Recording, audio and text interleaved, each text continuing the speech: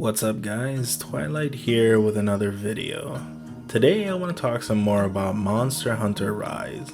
The game is about a month away as of the recording of this video, and I'm very excited to play it.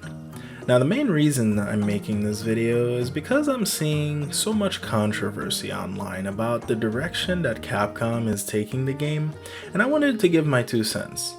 Now who am I and why am I qualified to talk about this? Well, first of all, I already told you who I am, so try to keep up, kid. I've been playing Monster Hunter for over 13 years, since the PSP era, and most of you guys don't even know what a PSP is.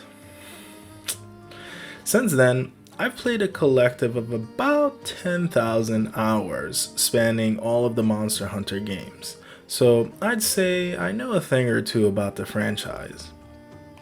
Monster Hunter Portable 3rd was my first Monster Hunter game, and ever since I defeated my first Zinogre during an invasion sequence, I was hooked. They had me. Just take my money.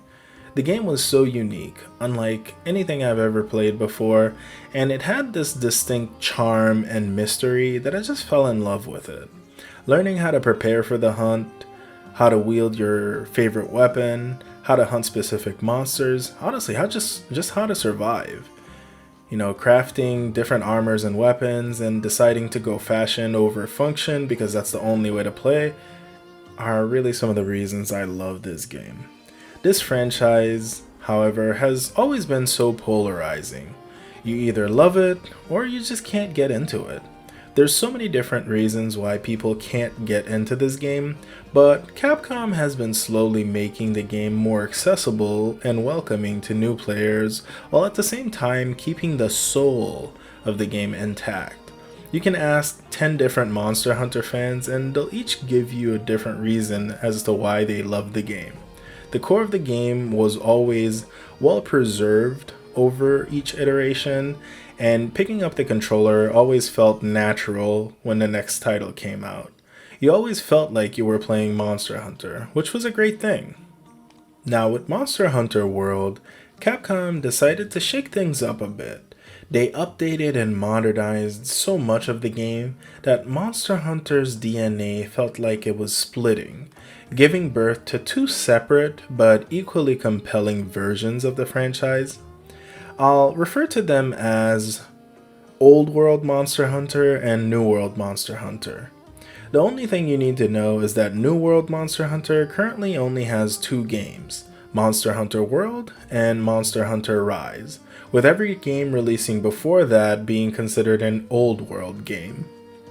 Now, I'm not going into detail about every difference between the 2 versions, but the key and most apparent difference between the Old World games and the New World games are the open nature of the map while you're on a hunt. The New World games have one massive area with no loading zones between the areas, making for a seamless hunt.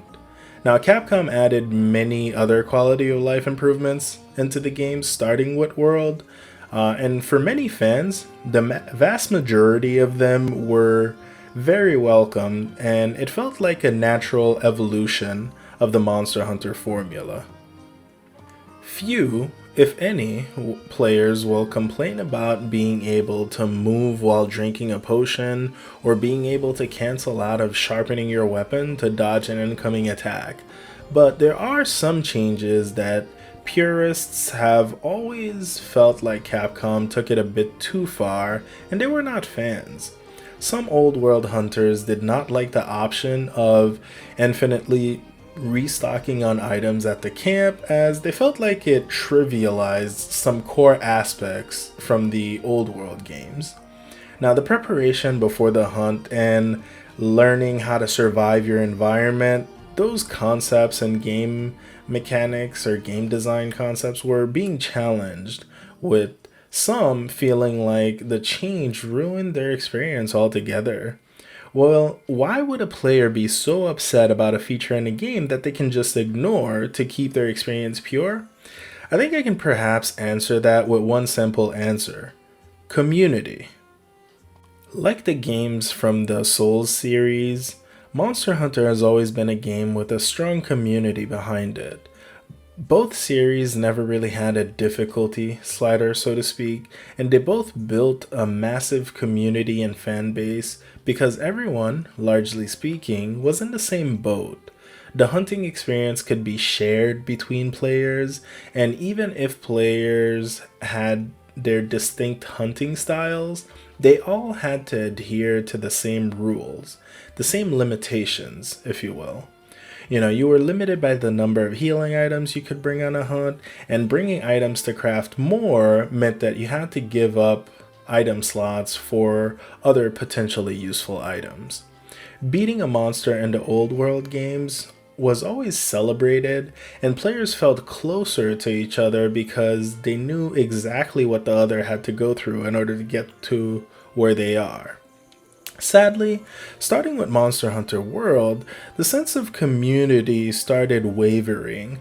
Some players felt like the hunts were far less rewarding because the sense of danger and the limitations that each player had to adhere to was greatly undermined by that quote unquote quality of life improvement.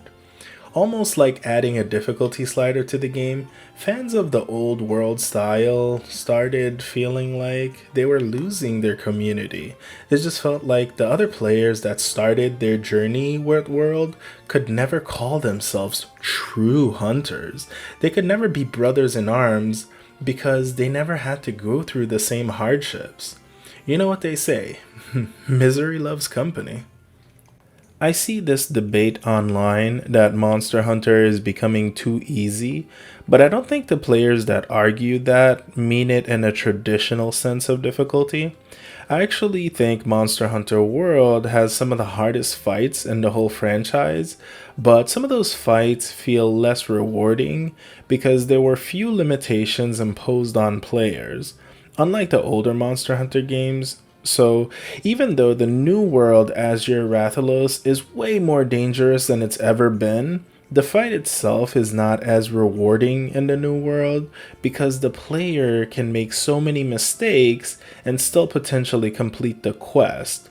Now, it wasn't until the Elatrion update in Monster Hunter World Iceborne that the game gave us a taste of what it used to be like playing older Monster Hunter games.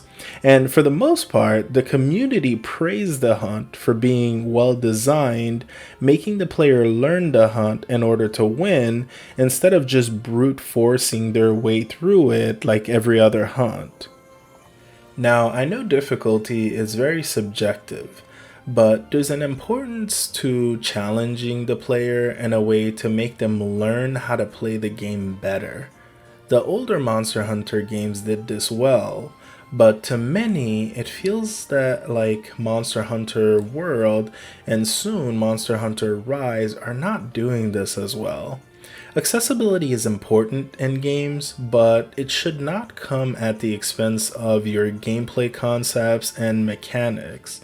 Here's a hot take for you. Adding the pickaxe to the tool belt instead of the regular item pouch in Monster Hunter World? Great design decision. Amazing. Now making the pickaxe unbreakable?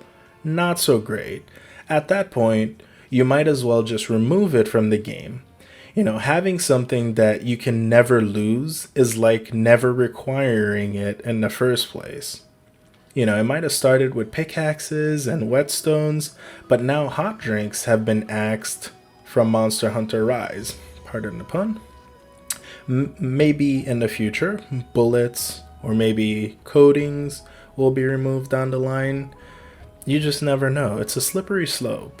Now, many developers struggle with the concept of making their game more accessible and welcoming to new players, but removing mechanics is usually a slippery slope, and I believe that Monster Hunter Rise will probably be the most controversial leap yet. Now, I'm not going to make this video very long. I'll just give you another hot take. I don't believe that Monster Hunter World's success was due to the accessibility and quality of life improvements that Capcom added. There were many other factors that contributed to the franchise's massive boost in popularity, but I'll save that for another video. I played the demo for Monster Hunter Rise, and I really liked it. I can't wait to play it. But I can tell you that some of the changes they are making to the series are not going to bring a ton of new players to the game. In fact, I think it might even have the opposite effect, with existing fans feeling like the developer doesn't care about what they liked about the game. Only time will tell if the gamble will pay off. Alright, that's it from me. Now, I have some questions for you. Let me know in the comments what you think about all of this. Do you think Capcom's changes were a great choice? If you're an old world hunter, do you miss how things used to be before Monster Hunter World? What about New World hunters? Do you feel like the changes that they made with Monster Hunter World are the reasons that you started or kept playing the game? What about if you've never played Monster Hunter before? Does the idea of it being an easier or more accessible experience make you want to play it? There's literally no wrong answer. Until then, I can't wait to make the Amatsu Sword and Shield again. Oh wait, I don't think I was supposed to say that. Anyways, time is money, people. Thanks for spending some of it on me. I'll catch you next time. Take care.